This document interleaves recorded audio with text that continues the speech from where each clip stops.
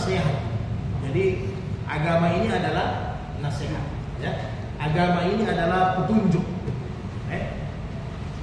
Agama ini adalah, boleh juga diartikan agama ini adalah tiang, sama. Jadi kalau tiangnya agama ini nasihat, ya seperti artinya faktor penting. Kalau haji itu apa? Tiangnya adalah Arafah, kan begitu. Sahnya itu Arafah, beginilah kira-kira. Jadi pentingnya ini agama, ya, petunjuk. Salasan, Nabi sampai ucapkan 3 kali. Qulna liman hiya ya Rasulullah. Jadi petunjuk apa itu ya Rasulullah? Itu agama, petunjuk apa itu? Jadi kala Rasulullah, lillahi wali kitabihi wali rasulihi wali atimmatil muslimin wa ammatihim, akhrajahu Muslim. Jadi agama ini adalah nasihat, petunjuk supaya kita bisa taat kepada Allah. Jadi kalau sudah bahas taat kepada Allah, ya tentunya keimanan, akidah, ya. Nasihat ini juga ikhlas, bersih, murni. Jadi ya ketaatan kita kepada Allah dijaga, keimanan ini dijaga dengan sebaik-baik. Jangan sampai dikotorkan, dirosakkan, ya. Jadi kalau apa istilahnya, mangkala la ilaha illallah mukhlisan, kata Nabi, ya, dalam hadis hasan, dakhala jannah. Barang siapa yang ucapkan la ilaha illallah ini dengan bersih, dengan ikhlas. Ikhlas ini apa? Tidak mencampur baurkan. Dia punya keimanan, akidah dengan hal-hal yang menyebabkan nanti Allah itu murka. Nah, kan kira-kira begitu. Maka ini yang otomatis masuk surga. Kemudian wali kitabihi. Nah, itu. Jadi bagaimana Al-Quran yang diturunkan, ya bisa itu petunjuk kita ikuti, pedoman hidup kita, ya. Walaupun barangkali ini tanamkan dalam hati, walaupun dalam diri kita tahu bahwa kita hidup bernegara, ya. Kita hidup bernegara, jadi cukuplah sebagai tulisan. Karena biasanya kalau lembaga atau perkumpulan kan namanya kita hidup bernegara, biasanya falsafah, ya kan begitu, ya, falsafah atau pedoman. Nah, tapi cukup tulisan, jangan sampai di hati, karena yang ada dalam diri kita tentunya Al-Quran. Itu pedoman hidup kita, bukan hanya di dunia sampai di akhir. Itu tidak bisa ditawar menawar. Tanamkan di dalam hati, ya. Kitab Allah itu, karena Al-Quran itu penyempurna semua kitab suci samawi yang dibawa para nabi-nabi terdahulu. Haknya Al-Quran lah minimal. Jadi sebenarnya cara kita Al-Quran ini yang paling syariat adalah dibaca begitu saja. Itu sudah lepas kita dari dosa. Lepas dari dosa, baca tiap hari Al-Quran itu sudah lepas dosa. Jadi kalau sudah tidak baca Al-Quran, ya dosa sudah kita hidup 24 jam, masa tidak ada waktu untuk baca Quran? Nah, mungkin, ya. Nah, jadi di mana saja mau baca Quran silahkan. Dia usah diumumkan di mic. Anak mau baca Quran dulu. Di mana saja baca, dalam keadaan mana. Jadi sehingga nanti dalam keadaan dimanapun kita bisa baca Quran. Kalau seandainya, biasa juga ada namanya kita manusia tidak dalam keadaan wudu, ya, tidak dalam keadaan wudu, ya jelas tidak boleh pegang mushaf. Maka pakai HP kita boleh, tidak apa-apa. Jadi kalau pegang mushaf harus kita berwudu. Ya, kalau tidak pegang mushaf, tidak ada wudu, ya pakai kita punya HP. Yang penting ada waktu untuk mengaji, ya. Ada waktu kita untuk mengaji dalam satu hari. Kalau tidak, nanti Al-Quran menuntut kita di hari kemudian. Kemudian wali rasulihi, ini sudah jelas, ittiba sama Nabi. Jadi agama ini ya untuk ini, bagaimana kita salah satunya bisa ittiba sama Nabi. Jadi kalau sudah ittiba sama Nabi, apa itu ittiba? Ittiba itu pertama cinta, ya. Kemudian menghidupkan, mengamalkan, kemudian menyampaikan. Itu yang disebut dengan ittiba, ya. Baik nanti kauliyahnya Nabi, fi'liyahnya Nabi, sururiyahnya Nabi, semua kita ittiba, kita amalkan, kemudian kita hidupkan, kemudian kita sampaikan juga kepada orang lain. Ini jaminannya besar. Man tamasaka bi sunnah, man tamasaka sunnati fasad bi ummati falahu ajru mi'ati syahid. Subhanallah ya. Hadis Hasan Ibnu Abbas. Jadi kata Rasulullah, barang siapa yang menghidupkan berpegang sunnahku, fasadi, sementara zaman yang pasat, kacau balau. Sekarang ini sudah kacau balau namanya sekarang ini. Ya, orang kawin dengan binatang, orang kawin laki-laki dengan laki-laki, ya. Perempuan dengan perempuan, tidak kacau balau itu, ya kan? Orang tua perkosa anaknya, ya kan? Ada lagi orang tua kawin dengan anaknya, ada lagi anak mantu kawin dengan mertuanya. Ini kan zaman pasat namanya. Ini sudah zaman pasat, sudah begitu zaman pasat. Jadi semua kacau. Kita masih mampu hidupkan sunnah Nabi, pahalanya tidak salah-salah. Niat 100 orang mati syahid. Ya. Jadi semangat hidupkan sunnah. Jadi satu orang mati syahid saja sudah ada jaminan masuk surga, apalagi kalau 100. Ya. Nah, kalau sudah 100 mati syahid masuk surga, banyak hari di surga, jangan kuat. Biar tidak ada hari di dunia, banyak hari di surga. Gunakan kasir hari tidak ada bikrut. Kemudian wali rasuli wali a'in. Ini untuk wali atimmatil muslimin. Nah, ini lagi untuk pemimpin-pemimpin muslim umara. Nah, ini ada pembahasannya lagi. Ini berbeda pendapat banyak ulama. Yang disebut dengan atiullah wa rasul wa ulul amri, ya. Yang disebut dengan ulul amri, satu, ada namanya ulama hakiki. Ulama hakiki itu yang disebut dengan ulama rabbaniyun, ya. Ulama yang betul-betul sungguh-sungguh menghidupkan agama. Syaratnya apa? Ulama itu wara, ulama itu zuhud, ulama itu qanaah. Ini syaratnya. Nah, itu yang harus kita taati. Jadi kalau ada dia ulama yang betul-betul fokus kepada agama, kemudian dia wara, zuhud, qanaah, ini yang luar biasa. Dan banyak sekarang juga orang beragama, berilmu, tapi dia datang sama penguasa, minta jabatan, cari muka. Ini bahaya kalau yang begitu. Ya, jadi salah satu tanda-tanda kiamat kata Nabi, kalau nanti orang-orang yang berilmu agama berbondong-bondong datang kepada penguasa untuk apa? Kepentingan dunia. Boleh kita datangi penguasa kata Nabi, hanya satu saja tujuan. Apa? Qulul haq walau kana murrah. Kita datangi mereka untuk menasehati, menyampaikan kebenaran walaupun itu berat, walaupun itu murah, pahit. Itu saja tujuannya, yang lain tidak ada. Jadi ketika orang beragama, orang alim, ulama, dia pergi sama pemerintah untuk kolaborasi, cerita mati, ya. Karena ini merah-merah, jabatan ini Pak, godaannya luar biasa. Jadi kalau anda mau lihat siapa yang anda mau taati, ulama ulul amri yang begitu. Nah, yang kedua, yang disebut dengan ulul amri yang kedua adalah pemimpin sultan, tetapi dia taat kepada Allah dan dia adil. Kehidupannya tidak bermewah-mewah. Pemimpin yang begitu yang dicari. Harus kita taati. Dosa kita kalau tidak taat. Berdosa kita. Jadi pemimpin yang dia taat, sudah minimal salat 5 waktunya terjaga. Iya kan? Kemudian tidak melakukan maksiat. Kemudian dia adil, tidak memanipulasi, tidak menipu masyarakatnya. Ini harus kita taati. Tapi jangan gara-gara begini kita mau demo serem-serem lagi. Artinya ini gambaran yang disampaikan Nabi. Kita berhati-hati, ya. Kita berhati-hati. Karena sekarang alasannya orang-orang saudara-saudara kita yang berilmu agama supaya ada penyimpangan, katanya begitu kan? Tapi sampai di sana bukan dia dakwai, tapi dia terdakwah, ya. Bukan dia menasehati, tapi justru dia hanyut, ya kan? Apa tidak hanyut?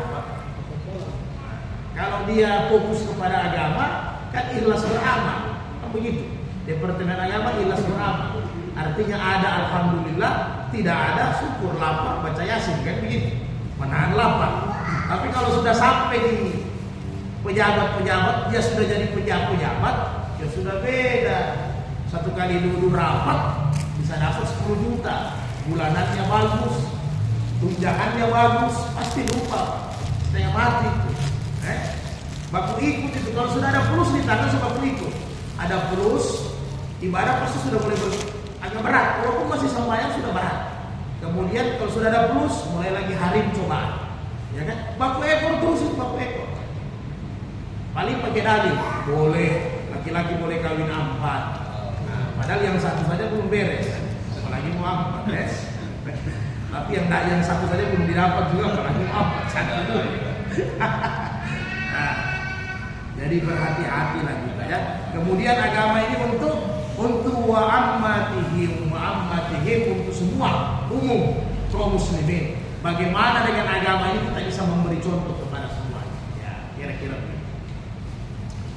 Kemudian Nabi Hurairah qala Rasulullah sallallahu alaihi wasallam.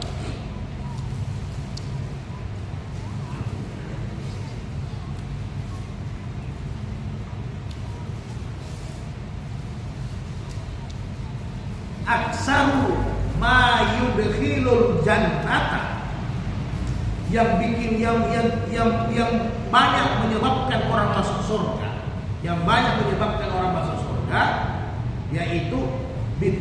yaitu takwallahi wa husnul khuluqi. Akhrajahu Tirmizi wa sahihahul Hakim.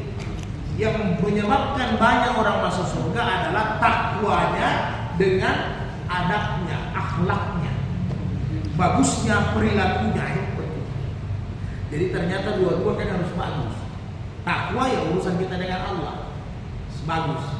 Kemudian akhlak, adab, kepribadian ya urusan kita dengan manusia.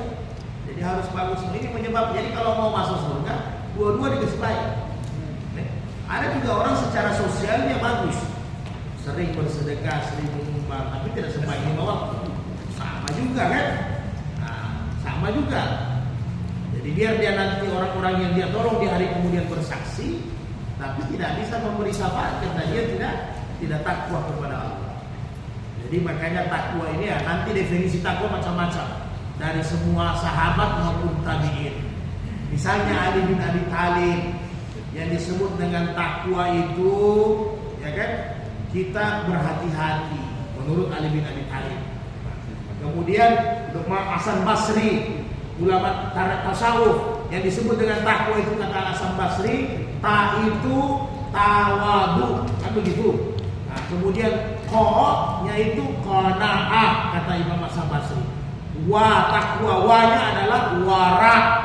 Itu takwa. Jadi orang takwa itu tawadu, rendah hati, tidak sombong, tidak kibir, kemudian qanaah, rasa cukup, ya kan? Ada atau banyak tetap alhamdulillah. Nah, itu yang berat. Nah, kemudian wara. Sekarang berat juga. Karena biasa orang dari kalau orang psikologis bilang dari wajah bisa kelihatan. Kalau senyumnya bagus berarti merahnya bagus. Kalau senyumnya tidak bagus berarti merahnya hilang, tidak ada, mungkin tinggal biru atau hijau. Nah, dari orang beriman tidak begitu. Kemudian wara adalah menjaga diri, ya, dari hal-hal yang subhat, bukan dari hal yang haram. Kalau hal yang haram, ya memang kita tidak boleh lakukan, tapi dari hal-hal yang subhat, yang meragukan, nah, itu takwa itu. Kemudian kalau Umar bin Khattab, takwa itu katanya seperti kita berjalan di atas duri. Jadi di bawah ini banyak duri kita berjalan. Begitulah takwa, dia bilang. Berarti berhati-hati betul. Jangan sampai kita kena duri. Nah, itu definisi takwa, ya. Tapi intinya takwa kalau dalam bahasa tentunya adalah takut, tunduk, taat kepada Allah.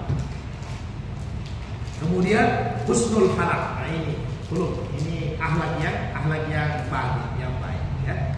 Yang mana ini akhlak yang baik ini? Termasuk ini. Nabi Hurairah radhiyallahu anhu sallallahu innakum la tasa'una an-nasa bi amwalikum. Kamu itu kata Nabi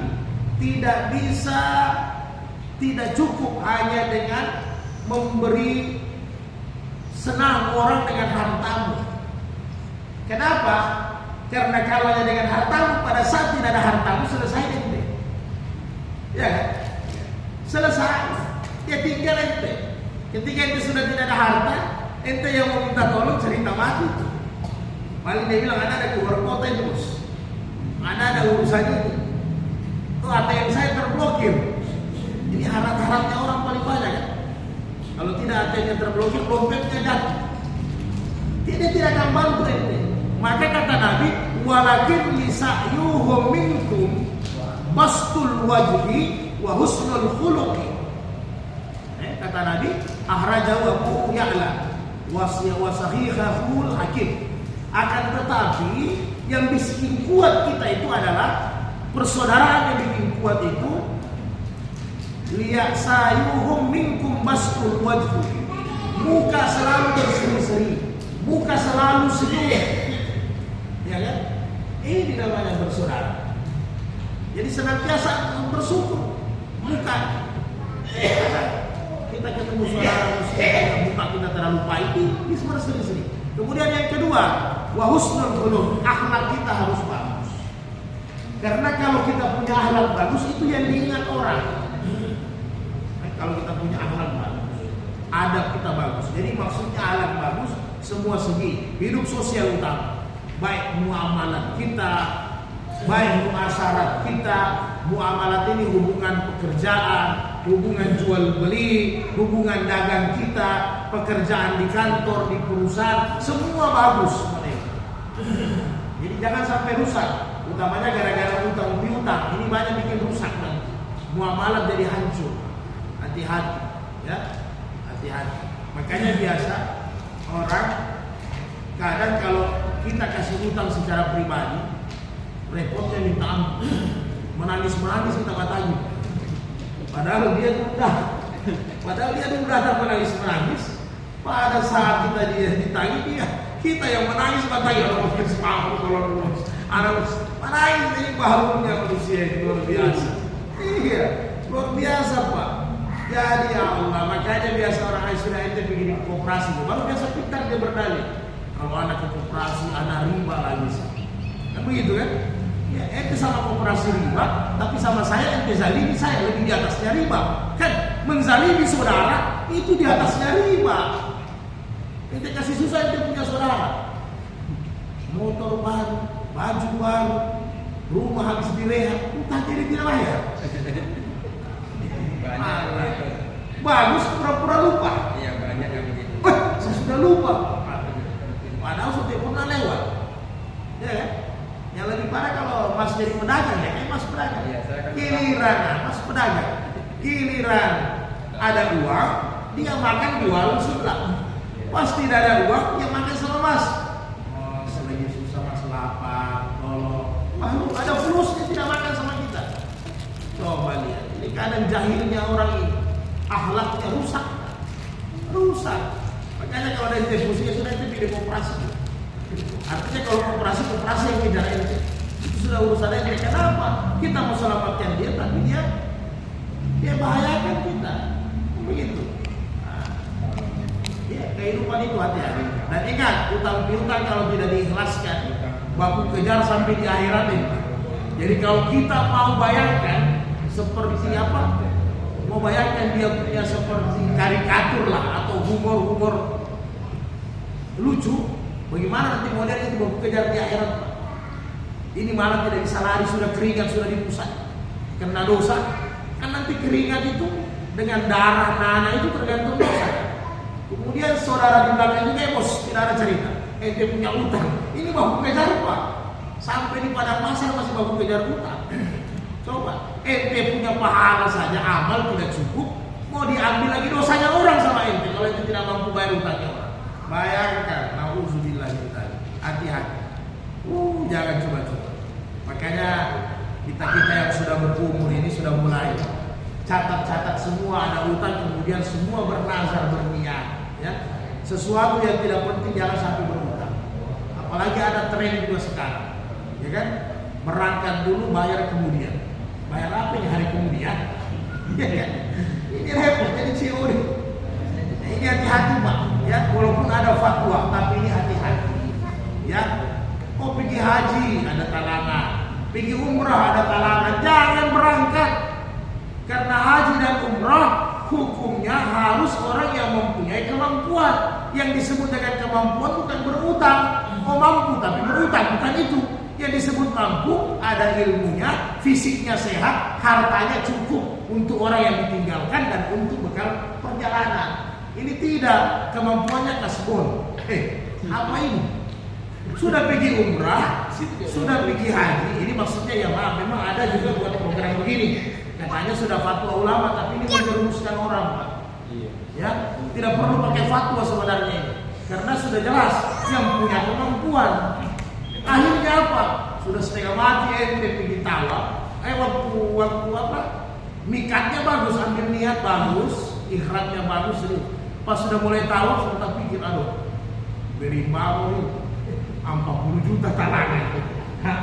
Sudah pikir saya lagi harus tambah tidak semangat. Makanya pas sudah habis tahalul selesai, ini di hotel, di perjalanan, di pesawat sudah mulai pikir ini, aduh, bagaimana ini? Mau bayar berapa? Sudah mulai berkali-kali ambil kalkulator. Berapa per bulan, berapa gaji pengeluaran, berapa yang harus dibayar talangan. Jadi jangan. Kalau tidak mampu jangan berangkat dulu, ya kan? Kalau belum mampu, gampang caranya kan? Sering duduk dalam majelis taklim, dalam majelis pengajian, kan pahala haji dan umrah sudah didapat. Kita dulu ini kan dapat pahala haji dan umrah. Jadi jangan paksakan sampai berhutang. Kalau tidak berhutang berangkat, berarti sudah lapang, kan begitu. Tapi kalau berhutang janganlah, itu siksa diri kita. Kira-kira begitu. Jadi kalau ada yang tawarin talangan-talangan itu pending dulu lah, ya. Jadi talangan tawarin sudah mobil 5 juta per bulan, motor 2,5 juta, BTN 1 juta, mau bayar berapa lagi talangannya, ya? Jangan. Urusan hutang ini berat. Kemudian hadis berikutnya.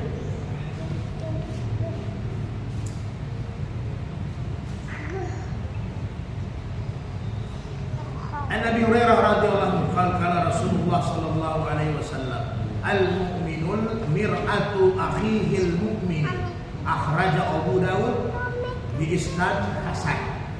Jadi dalam hadis hasan, Abu Hurairah meriwayatkan bahwa kata Rasulullah, orang mukmin itu cermin bagi saudara mukminnya. Nah, inilah adab yang baik. Jadi orang mukmin itu cermin bagi saudaranya. Contoh, kan begitu. Jadi kita bisa menjadi contoh kalau kita punya adab bagus, akhlak bagus, kita bisa menjadi contoh untuk saudara kita. Tapi kalau kita punya akhlak juga buruk, saudara kita juga buruk, sudah jadi contoh yang tidak baik. Jadi kita ini cermin bagi saudara kita, sehingga kita bisa berikan petunjuk, nasihat seperti tadi, adilun nasihat. Kita bisa jadi cahaya untuk saudara kita. Jadi jangan kita menjadi kegelapan untuk saudara kita. Dosa jariah kita. Ya? Harusnya kita jadi cermin. Kemudian dua hadis lagi. Al-mu'minul la'ida'an Ibn Umar radhiyallahu anhu. Qala Rasulullah sallallahu alaihi wasallam, al-mu'minul ladzi yuhalitun nasa wa yasbiru ala azahum khairun. Orang mukmin yang hidup bermasyarakat, ya, di zaman yang rusak seperti begini, kemudian kita bisa istiqamah, bisa sabar, bisa tahan dengan kelakuan rusaknya manusia, itu lebih baik, kata Nabi. Itu lebih baik daripada apa? Daripada, kata Rasulullah, minal lazi la yuhalitun nasa, daripada kita lari daripada manusia hidup sendiri, wala yasbiru ala azahum, karena kita lari dengan alasan tidak mampu lihat maksiat, ya kan? Jadi kita hidup sendiri, apakah salah? Tidak salah. Tapi yang terbaik, kita mampu melawan arus, karena kita harus dakwahi, kita harus nasihati orang banyak, dan banyak keutamaan kita yang hilang. Ada sahabat, ada beberapa sahabat sempat, karena sudah huru-hara, kepemimpinan Islam tidak jelas, fitnah di mana-mana, orang munafik, orang-orang Zahiriyah, semuanya sudah muncul ketika itu. Ada beberapa seperti Salman Al-Farisi lari ke gunung. Ya, Huzaifa sampai lari ke gunung. Banyak sahabatnya yang pergi ke bukit-bukit karena takut dengan fitnah. Betul juga, tidak salah. Tapi ternyata Nabi bilang yang bagus itu kita bertahan di hidup bermasyarakat, kemudian kita sabar menahan diri dari maksiat-maksiat orang, kemudian kita juga mampu saling wa tawasau bil haq wa tawasau bis sabr. Jadi bukan hanya menahan diri, tapi kita mampu juga menyampaikan kebenaran. Ini hebat. Kenapa? Orang yang hidup bermasyarakat keutamaannya banyak. Orang yang menyendiri walaupun boleh dia selamat di atas gunung, tetapi keutamaan banyak yang tidak dapatkan. Contoh, salat berjamaah. Iya kan? Kalau banyak kita salat berjamaah, lebih banyak pahalanya, lebih banyak silaturahminya, lebih banyak rezekinya, lebih banyak berkahnya, kan begitu. Kalau kita kumpul-kumpul berjamaah ini kan Nabi bilang kalau senyum beri salam sudah pahala, senyum pahala. Apalagi kalau mau oleh-oleh lebih pahala lagi.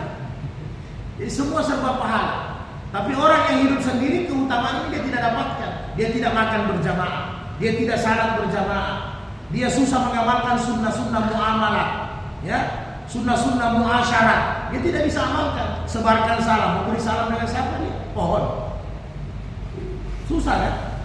Nah, jadi kurang keutamaan walaupun boleh, ya, karena memang ada saat-saatnya juga nanti akan terjadi begitu. Tapi ingat, nah ini Tamim Ad-Dari ini yang tadi selain dia penunggu lampu, Tamim Ad-Dari lah sahabat yang pernah lihat Dajjal, ciri-cirinya langsung dan Nabi iakan. Ini Tamim Ad-Dari. Kenapa? Biar ente lari ke gunung, Dajjal tetap datangi ente. Jangan harap mau tanam ubi supaya makanan bagus, makanan terjaga. Tapi kalau ente mampu makan ubi dengan pisang terus, ya, terakhir ente mau banyak-banyak masaku sama saja, tidak ada gunanya juga. Jadi dimanapun lubang-lubang pun semua Dajjal bisa masuk, ya kan? Kecuali tanah haram. Itu pun tanah haram yang memang tanah haram yang bukan radius hari ini yang luas, tidak semua Mekah. Tidak semua Madinah, ada beberapa radius saja yang memang di situ tidak bisa dimasuki sama Dajjal. Jadi biar ente ke gunung-gunung masuk aja. Jadi tidak ada jalan untuk selamat. Maka hidup berjamaah itu lebih banyak keutamaan, ya, daripada menyendiri. Jangan nanti lo kalau menyendiri kurang dosa.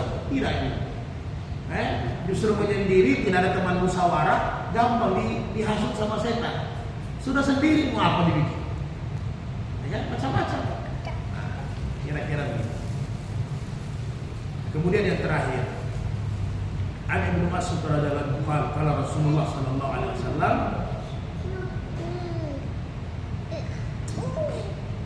Allahumma kama hasanta halki fahassin khuluqi. Rawahu Ahmad wa sahihahu Ibnu Hibban.